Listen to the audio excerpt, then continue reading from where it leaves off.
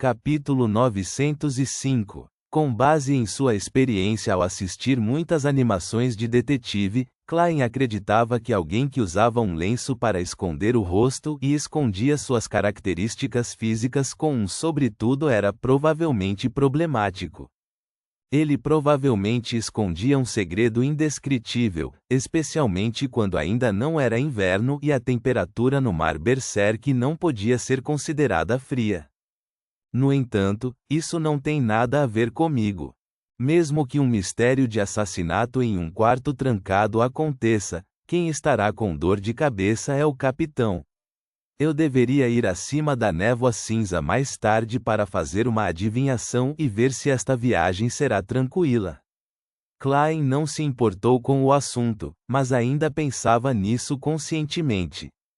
Ele retraiu o olhar e olhou para o peixe assado que estava sendo servido pelo garçom.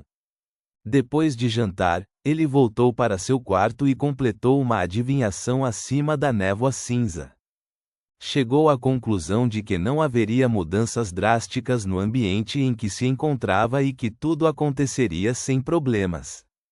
Isso permitiu que Klein adormecesse pacificamente sem depender da cogitação enquanto dormia até o amanhecer. Com o apito da máquina a vapor, o transatlântico começou a se mover e partiu do Porto Hallman. O porto ainda podia ser visto vagamente quando Klein viu uma figura ali. A figura usava uma camisa branca e um casaco azul escuro. Ele tinha um nariz bastante alto, olhos profundamente recuados, olhos azuis claros e cabelos castanhos cacheados. Seu rosto estava bastante cortado e seu queixo ligeiramente levantado. Ele deu um olhar arrogante. Com uma passada de seu olhar, ele rapidamente travou no transatlântico em que Klein estava. Neste momento, o céu escureceu de repente como se uma porta que conduzia à Terra Negra das Ilusões tivesse se formado. Um tufão ensurdecedor surgiu do fundo do mar, subindo com enormes quantidades de massa azul. Relâmpagos escuros brilharam como fendas no vazio. Eles continuaram aparecendo e diminuindo até desaparecerem. Isso bloqueou completamente a visão daqueles no transatlântico e no porto, colocando-os em dois mundos aparentemente diferentes. O mar Berserk mais uma vez mostrou seu horror. O transatlântico não conseguiu evitar ou resistir e só conseguiu continuar navegando ao longo da rota marítima segura, que apresentava tempestades relativamente mais fracas. Que coincidência! Isso provavelmente não é uma coincidência. Parado atrás da janela de seu quarto, Klein primeiro suspirou interiormente antes de chegar à conclusão de que essa anomalia repentina no mar Berserk se devia a razões não naturais. Embora fosse comum que o clima no mar Berserk mudasse repentinamente sem aviso prévio, mudar de fato em um determinado momento ainda deixava alguém desconfiado. O homem no cais está rastreando o turista suspeito de ontem à noite? E aquele turista decidiu mudar o tempo ao perceber que estava exposto, para forçar a saída do transatlântico? Klein adivinhou quando fez a conexão. E se esse fosse realmente o caso, significa que o passageiro suspeito que escondeu o rosto com um lenço pode muito bem ser um semideus ou alguém que carregava um artefato selado de grau 1. Afinal de contas, com a força e os itens atuais de Klein, era impossível para ele desencadear tal anomalia climática sem o uso do cetro do deus do mar. Claro, ele também tinha outros meios, como jogar fora o apito de cobre de Azik para ver se conseguia fazer com que todo o mar Berserk enlouquecesse. Quer saber? Eu só quero ser um magnata normal que está indo para o continente sul. Por que eu encontraria uma perseguição no nível dos semideuses? Estou sob tanto estresse que minha sequência não aguenta. Klein deu uma risada autodepreciativa e finalmente escolheu acreditar na adivinhação que fez na noite passada.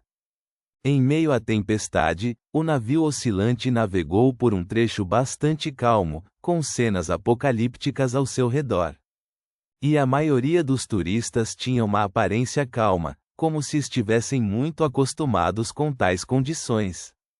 Apenas algumas pessoas que estavam em sua primeira viagem através do mar Berserk tremiam, agarrando-se com força a qualquer coisa que pudessem agarrar. O tempo passou enquanto os vendavais e relâmpagos se acalmavam gradualmente. Pouco a pouco, o céu iluminou-se. Nesse momento, Klein, que estava no convés, sentiu sua percepção espiritual disparar. Ele inconscientemente olhou na direção do Porto Hallman. Acima das ondas azuis escuras, sob nuvens brancas espalhadas, havia uma chama branca radiante voando em alta velocidade de longe. A chama aumentou de tamanho e tornou-se cada vez mais clara até revelar a sua forma completa. Era uma gigantesca lança flamejante. A lança flamejante rasgou o céu e pousou na proa do convés do transatlântico. No entanto, não acendeu nada. Queimou metade de uma prancha de madeira e se espalhou antes de se materializar em uma figura. A figura tinha nariz alto, olhos profundamente recuados e azuis. Ele não era outro senão o homem que já havia aparecido no cais.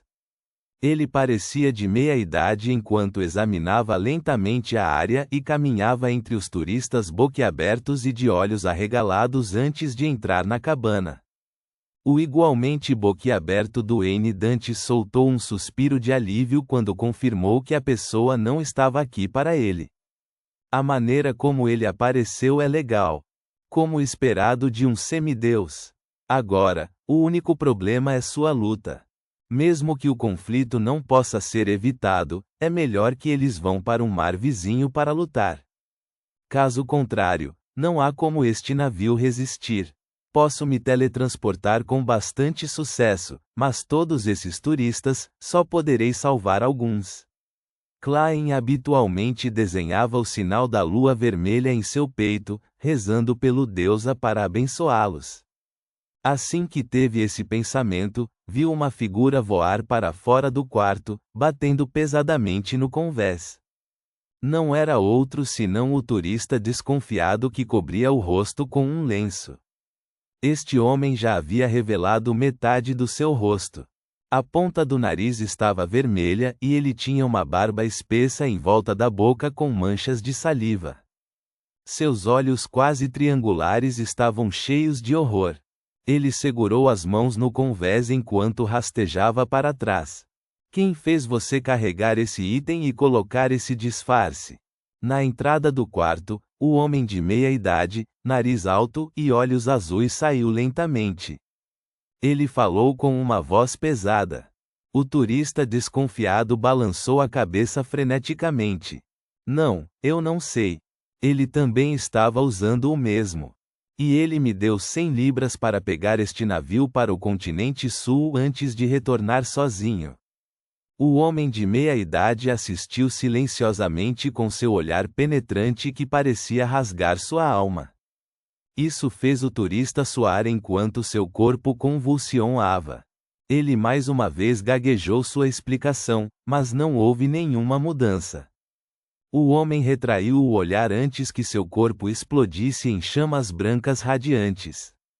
Depois disso, ele se transformou em uma gigantesca lança flamejante e disparou em direção à região onde ficava o Porto Hallman. A lança flamejante desapareceu rapidamente ao longe, deixando uma mancha cintilante. Durante todo esse processo, exceto no início, o semideus não olhou duas vezes para os turistas do entorno. Era como se eles nunca tivessem existido. Um estratagema simples, mas inteligente. Fazer com que alguém se disfarce e embarque no navio, usando então certos meios para controlar o clima, criando assim a prova de que ele está no navio, mas, na verdade, ele esteve no porto o tempo todo. Assim que o inimigo iniciar a perseguição, ele poderá tentar escapar. Esclarecido, Klein fez um julgamento. Isso o fez suspeitar se o perseguido já foi um conspirador, mágico ou outro Beyonder que fosse bom em inventar artimanhas. Quanto à pessoa que se transformou em uma lança branca ardente, sua arrogância, natureza detestável e seu uso da linguagem intis fizeram Klein acreditar que ele provavelmente era um semideus do caminho do caçador. Era possível que ele fosse um cavaleiro destemido. Não tenho ideia do motivo do conflito. Klein balançou a cabeça e voltou para seu quarto. No convés, os turistas finalmente recuperaram o juízo enquanto discutiam em murmúrios o fenômeno sobrenatural que acabavam de ver.